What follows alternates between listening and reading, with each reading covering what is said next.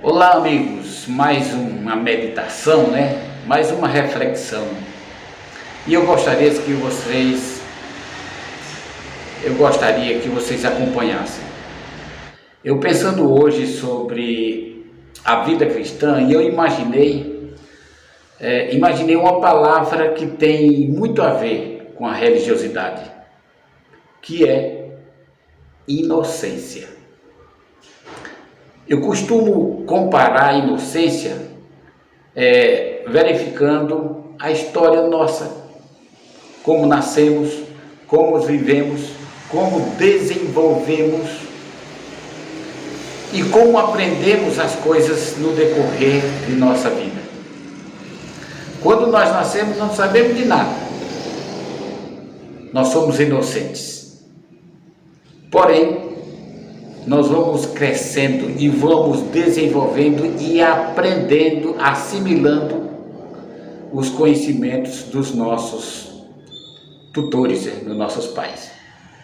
Quando nós nascemos, nós não temos religião nenhuma, nós não cremos em nada, nós existimos e a partir do momento que nós vamos crescendo, desenvolvendo, a gente passa a ser seguidores do pensamento dos nossos pais, porque chega um determinado tempo que o ser humano ele tem um confronto com as suas próprias convicções, é onde ele se transforma, isso mais ou menos depois dos 10, 11, 12 anos, ele vai formando o seu caráter, as suas preferências musicais, filosóficas, religiosas, amorosas, de gostos, aptidões, modismos, tudo isso vai se caracterizando em sua personalidade. Então eu nascemos ateus. Hoje nós temos uma filosofia religiosa ou não temos? Isso tem muito a ver com a nossa criação e do que foi infiltrado na nossa mente. A religião ela se apropria desse mecanismo da inocência para infiltrar a sua ideologia, um Deus criado pela sua própria imaginação, que torna-se um mito, não é? Aquilo que torna-se um mito. Então a tendência normalmente, por sermos um país católico, é nascermos num país, numa situação que nós tendemos para o catolicismo romano, sendo que com o desenvolvimento do tempo e as crenças se multiplicarem, foi criando um sincretismo, uma mistura. Hoje já é bem dividido e subdividido o catolicismo e o protestantismo. É comum as pessoas dizerem, eu nasci católico e morro católico. É uma tradição. Entre os protestantes já não existe essa tradição, mas existe a facção. Você às vezes tem a liberdade de fazer uma mudança. Tanto o pentecostal se torna um tradicional, como o tradicional também pode se tornar um pentecostal. Isso depende da filosofia, do convencimento de cada uma pessoa. Então, hoje a gente vive nesse sincretismo religioso e que ultimamente está crescendo o número de pessoas desigrejadas, pessoas que não acreditam em nenhum sistema, não acreditam nem no protestantismo, com suas facções, e nem acredita também no catolicismo com suas facções. Acredita sim em uma religiosidade comum entre todos que pregam e seguem o mesmo Deus. Isso não quer dizer que a pessoa seja uma ateia ou um ateu, não. Isso significa que a pessoa tem uma posição filosófica que procura Deus, segue a Deus entre você e ele. Está baseado no que a Escritura diz: entra no teu quarto, fecha a tua porta e ora ao teu pai em secreto e ele vai te ouvir. Aquela religiosidade entre você e Deus, sem intermediário. Isso está crescendo muito. E as pessoas estão perdendo aquela alienação. Eu não diria conversão, mas realmente é uma alienação. Eu estava sentado aqui, fazendo essa gravação, e fui interrompido por um grupo de senhoras que estavam batendo na porta das casas, oferecendo um livro de presente. A pessoa dizia: eu sou da igreja X, estamos oferecendo um livro. Que aquele livro não é nada mais, nada menos do que um marketing da sua denominação. Mas como eu já tinha aqueles livros, todos aqueles livros que estavam ofertando, eu agradeci e mandei as pessoas seguirem para uma outra pessoa que não tem o conhecimento. Você tem a consciência e, como Deus fala através da consciência, Ele dá esse livre-arbítrio para você discernir entre o que é certo e o que é errado. Você sabe o que deve fazer e o que não deve. Não é preciso um tutor superior para você pagar financeiramente, manter essa estrutura para mandar em você. É isso que tem acontecido com as religiões. Você mantém, porque a partir do momento que você participa de uma congregação, você vai sustentar aquela comunidade com seus dízimos, com suas ofertas e suas campanhas. Em outras palavras, quem faz o trabalho missionário de casa em casa para trazer mais membros para aquela congregação é você. Ou seja, você que doa o seu dinheiro é quem trabalha para trazer novos membros, para eles trazerem dinheiro para alguém que está na administração, que não faz esse trabalho sistemático de casa em casa, usufruir. Ou seja, é como se fosse uma pirâmide. Em cima usufrui de todos os direitos da grande maioria que não ganha nada. Aí a crença, ela passa de uma fé para uma alienação. Esses livros que estão dando de casa em casa são livros que não é de graça. É de graça para o que está recebendo. Mas o doador está comprando com o seu dinheiro uma quantia de livros para distribuir entre a comunidade. Em outras palavras, quem está ganhando com tudo isso nem é você e nem tampouco é aquele que está recebendo o livro, porque aquilo ali é uma isca. É uma isca para, se o indivíduo se impressionar com a leitura daquele livro, visitar e frequentar aquela igreja e levar dinheiro para produzir outros livros e assim trazer mais gente para a congregação. Quem está ganhando, no geral, com tudo isso é a administração. É a casa, é a editora que está publicando aqueles livros, que está recebendo seus dividendos. Eles estão produzindo, estão colocando na mão da membresia, a membresia está comprando com o dinheiro do seu bolso e doando para trazer mais membros, ou seja, é uma filosofia alienatória nas quais as pessoas vivem a vida inteira para o sistema, mas o sistema não vive um só dia para o seu membro. Por isso que hoje eu não frequento nenhuma denominação. Hoje eu estou mais próximo de Deus do que há alguns anos que eu vivia manipulado, guiado, orientado e catequizado pelo superior que estava me fazendo de marionete para encher os cofres do sistema religioso. Hoje eu estou liberto, como diz a Escritura. Conhecereis a verdade e a verdade vos libertará. A congregação não é nada mais, nada menos do que um curral de ovelhas, já está dizendo ovelhas é que não têm consciência, não sabem o que fazem, mas são manipuladas ou para o curral, ou para o coxo, ou para o campo de alimentação. Sendo que, diferente do pastor e das ovelhas do Velho Testamento, que o pastor cuidava das ovelhas, alimentava as ovelhas e defendia as ovelhas de qualquer problema que acontecesse no campo, algum animal feroz que quisesse atacar as ovelhas, o pastor estava ali à sua disposição. Nesse sistema religioso é o contrário. Não são os pastores que alimentam as ovelhas, mas é as ovelhas que alimentam o pastor. É engraçado, né? E ninguém percebe isso.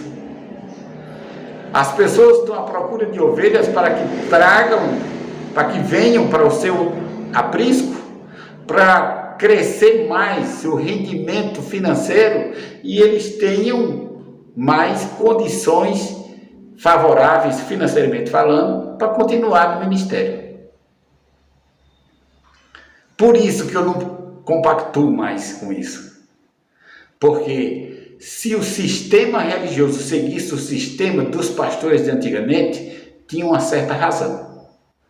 Mas como é o contrário, são agremiações de pessoas que se reúnem, que criam patrimônio não para você, mas para o sistema religioso.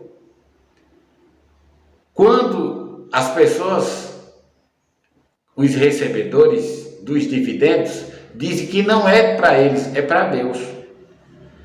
A maior aberração que pode existir é dizer que é para Deus. Como Deus? Deus não precisa de casas.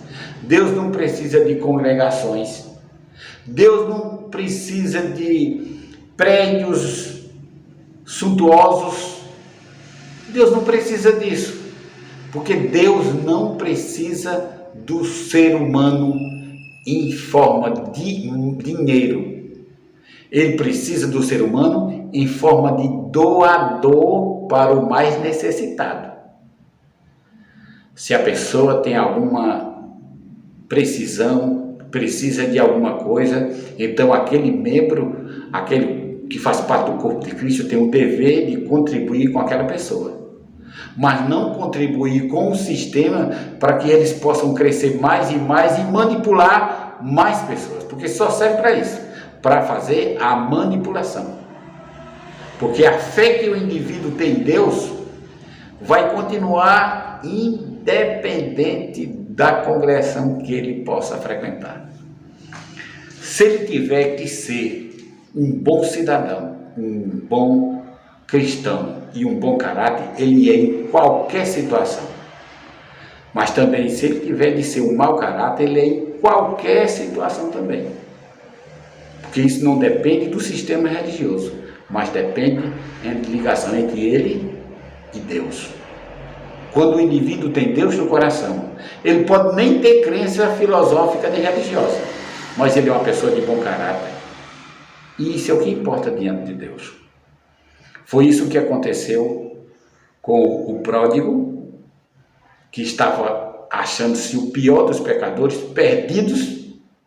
perdido, mas, no entanto, ele teve um bom caráter quando ele disse: levantar-me-irei e irei ter com meu pai. Levantar-me-ei, irei ter com meu pai e direi: pequei contra ti, e contra ti fiz o que era errado. Foi uma coisa entre ele e Deus diretamente.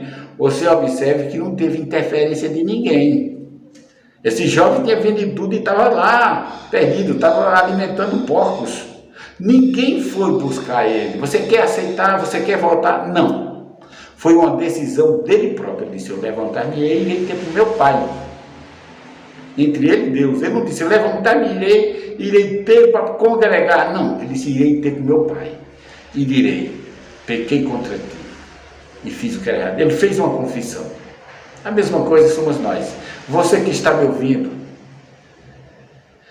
você que às vezes se sente tão péssimo, por não frequentar uma congregação. Você que muitas vezes se sente ridículo, porque todas as pessoas têm uma congregação para viver e você às vezes se sente desestimulado para participar. E às vezes você se sente ridículo, né?